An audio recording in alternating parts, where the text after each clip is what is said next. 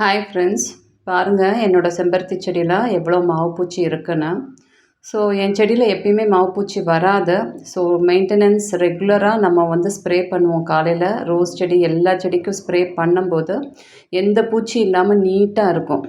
So நம்ம ரொம்ப நாள் கவனிக்கலை செய்யலை, சும்மா ஸ்ப்ரிங்க்லர் மட்டும் போட்டுட்டு தண்ணி மட்டும் விழுந்தால் போதும் அப்படின்னா அந்த ஃபோர்ஸான தண்ணி படாதனால எல்லா பூச்சியும் செடியில் அப்பி கிடக்கு. ஸோ இதை கண்டிப்பாக எடுக்கலை அப்படின்னா இப்போ ஆல்ரெடி ரோசஸ்க்கும் பரவிருச்சு. ஸோ கார்டனில் ஒரு இடத்துல வந்துச்சுன்னா எல்லா இடத்துலையும் பரவிடும். ஸோ ரொம்ப கேர்ஃபுல்லாக இருக்கணும் நம்ம. ஸோ பார்க்குறேன். ஸோ இது என்ன பண்ணுன்னா அந்த செடியில் இருக்க எல்லா ஜூஸையும் உறிஞ்சிரும் உங்களுக்கு. ஸோ செடி உங்களுக்கு க்ரோத் இருக்காது, இலையெல்லாம் சுருண்டும், அந்த பட்டெல்லாம் ட்ராப் ஆகிடும். ஸோ இது என்ன தண்ணி அப்படின்னா சாதம் வடித்த கஞ்சி தான்ப்பா.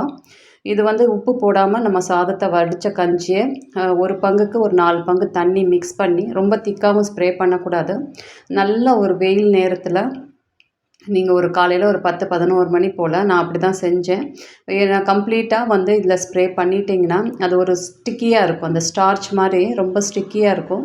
என்ன ஆகும், எல்லாமே போய் ஒட்டிக்கிறோம் உங்களுக்கு. அந்த பூச்சி ஓரளவுக்கு அதாவது இது கண்ட்ரோல் கிடையாது. இது க்ளீனிங் ப்ராசஸ்க்கு மட்டும்தான் இது.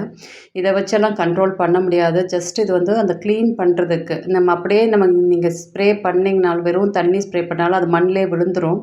உங்களுக்கு ஃபஸ்ட்டு க்ளீன் பண்ணுறதுக்கு நம்ம இதை என்ன பண்ணுறோம், ஒரு 4 பங்கு தண்ணி மிக்ஸ் பண்ணி இந்த சாதம் வடித்த கஞ்சியை நல்லா செடிக்கு மத்திய நேரம், அதாவது ஒரு நல்ல வெயில் நேரம் ஒரு 10-11 மணி போல் ஸ்ப்ரே பண்ணிடணும். ஸ்ப்ரே பண்ணி 1 மணி நேரம் நீங்கள் காய விட்டுறலாம். நல்லா காய விட்டுட்டு, ரொம்ப நேரம் காய விடவும் கூடாது. அப்புறம் செடிக்கு அடைச்சிக்கும். உங்களுக்கு அந்த இலையில இருக்க போர்ஸ் எல்லாம் அடைச்சிருச்சுன்னா செடினால் மூச்சு விட முடியாது. ஸோ அதனால தான் ரொம்ப லிக்விடாக எடுத்துக்கிறேன், ரொம்ப திக்காகவும் எடுக்காமல். ஃபஸ்ட்டு ப்ராசஸ் இந்த மாதிரி நல்லாவே இதை குளிப்பாட்டிடணும். ஃபோர்ஸாக ஏதாவது ஸ்ப்ரேயர் வச்சு நம்ம மேக்ஸிமம் இதை கழுவி விட்டுறலாம். அப்புறம் 1 ஹவர் கழித்து திருப்பி நம்ம தண்ணி கூலிங்காக ஏதாச்சும் ஒரு தண்ணி எடுத்து திருப்பி கம்ப்ளீட்டாக செடியை ஓரளவுக்கு கழுவி விட்டுட்டு, சாயங்காலம் நம்ம அந்த செடிக்கு ஏதோ ஒரு இன்செக்டிசைடை, முடிஞ்ச அளவுக்கு நீம் பேஸ்ட் இன்செக்டிசைடை ஏதாச்சும் ஒன்று நீங்கள் அடித்து விட்டிங்கன்னா ஸோ ஒரு 70% க்யூர் ஆகிடும்.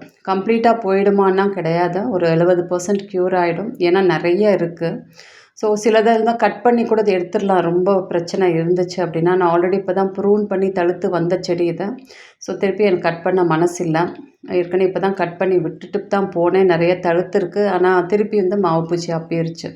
ஸோ நான் இதை கம்ப்ளீட்டாக க்ளீன் பண்ணணும்னு நினச்சேன். இந்த மாதிரி இந்த அரிசி வடித்த தண்ணியை கம்ப்ளீட்டாக இதுக்கு ஒரு எல்லாத்தையுமே ஸ்ப்ரே பண்ணிடுறேன். ஸ்ப்ரே பண்ணிவிட்டு திருப்பி நல்ல தண்ணி வச்சு எல்லாத்தையுமே கழுவி விட்டுட்டு, சாயங்காலம் நம்ம செடிகளுக்கு இன்செக்டிசைடு நம்ம ரோசஸ்க்கெல்லாம் கொடுக்க போகும்போது இதுக்கும் சேர்த்து ஒரு இன்செக்டிசைட் ஸ்ப்ரே பண்ணிடணும். ஸோ இது இப்படியே ஒரு வாரத்துக்கு ஒரு தடவை கிடையாது, இது ஒரு 4 டேஸ்க்கு ஒரு தடவை ரிப்பீட் பண்ணணும். கம்ப்ளீட்டாக போகிற வரைக்கும் இன்னும் 1-2 இருக்கும். இது தரையில் இருக்கிற செடிக்கும் நிறையா வந்துருச்சு. ஸோ நோ மெயின்டெனன்ஸ், எதுவுமே பண்ணலன்னா இப்படி தான் இருக்கும் நம்ம செடியோட நிலமை. ரெகுலர் மெயின்டெனன்ஸ் தேவைப்பா செடிகளுக்கு. நம்ம மெயின்டைன் பண்ணலை, ஷெட்யூல் ஃபாலோ பண்ணலை, எதுவுமே பண்ணலை, சும்மா செடியை மட்டும் வச்சுட்டு அப்படியே விட்டுட்டோம்னா எந்த செடியும் கரெக்டாக வராது. ஸோ மெயின்டெனன்ஸ் இல்லை அப்படின்னா செடியோட நிலமை இப்படி தான் இருக்கும். ஸோ இங்கேயும் நிறைய இருக்குது. ஸோ இந்த தரையில் இருக்கிற செடிக்கும் நிறைய வந்துருச்சு.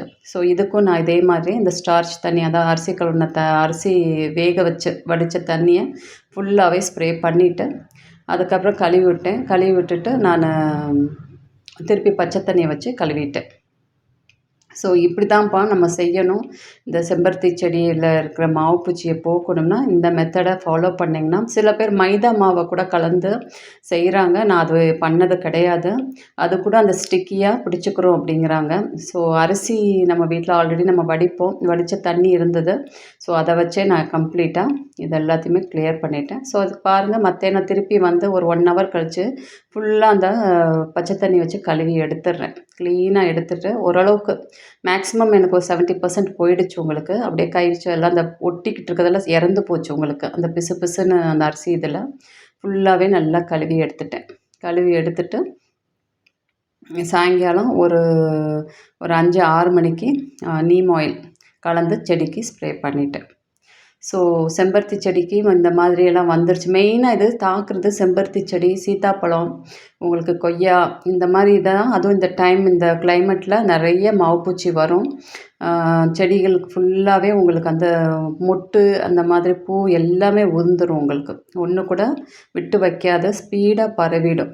நீங்கள் ஒரு நாள் ஒரு பூச்சி பார்த்தீங்கன்னா மறுநாள் பார்த்தீங்கன்னா 100 பூச்சி இருக்கும். அப்படி மல்டிப்ளை ஆகிடும். ஸோ கவனமாக இருக்கணும் நம்ம செடிகளை வளர்க்கும்போது. நீங்கள் கவனிக்கலை அப்படின்னா உங்களுக்கு இப்போ எனக்கு ரோசஸில் கூட கொஞ்சம் நிறைய வந்துருச்சு. ஸோ அந்த இதையும் நாளைக்கு நான் காட்டுறேன் உங்களுக்கு. நான் அதுக்கு என்னென்ன பண்ணேன். ரோசஸில் த்ரிப்ஸு மைட்ஸு எல்லாமே வந்துருச்சு. ஸோ மெயின்டெனன்ஸ் பண்ணாதனால நிறைய இஷ்யூஸ் ரோஸ் செடியில் இருக்குது. ஸோ பாருங்கள் ஓரளவுக்கு இதளவுக்கு க்ளீன் ஆகிடுச்சு. இப்போ சாயங்கால நேரம் நான் வந்து இதுக்கு ஒரு இன்செக்டிசைட், அதாவது நீம் பேஸ்ட் இன்செக்டிசைட் ஸ்ப்ரே பண்ணிட்டேன். ஸோ அதையும் காட்டுறேன். நான் இதை கிளிப்பிங்ஸில் இதோட சேர்த்து எடுக்க முடியல. பாருங்கள் ஃபுல்லாகவே கம்ப்ளீட்டாக செடி ஃபுல்லாகவே அடிச்சு விட்டேன். இப்போ இந்த செடி ஓரளவுக்கு நம்ம இப்படியே விட்டுட்டோம்னா செடி ஃபுல்லாகவே போயிடும் உங்களுக்கு. ஃபுல்லாகவே அந்த மொட்டு அந்த இலை எல்லாமே அதை சாப்பிட்டு முடிச்சிடும்.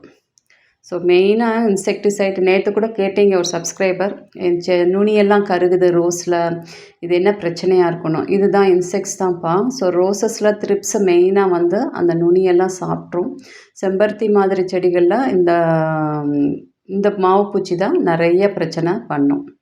ஸோ பாருங்கள் எப்படி கலந்தேங்கிறத ஜஸ்ட்டு காட்டிடுறேன் உங்களுக்கு.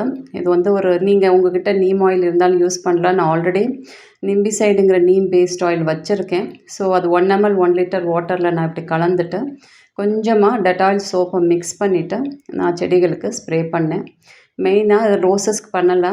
நான் ரோசஸ்க்கு வந்து தான் ஸ்ப்ரே பண்ணேன். வெறும் இந்த செம்பருத்தி செடிக்கு மட்டும்தான் இந்த மாதிரி நான் கம்ப்ளீட்டாக ஸ்ப்ரே பண்ணிட்டேன்.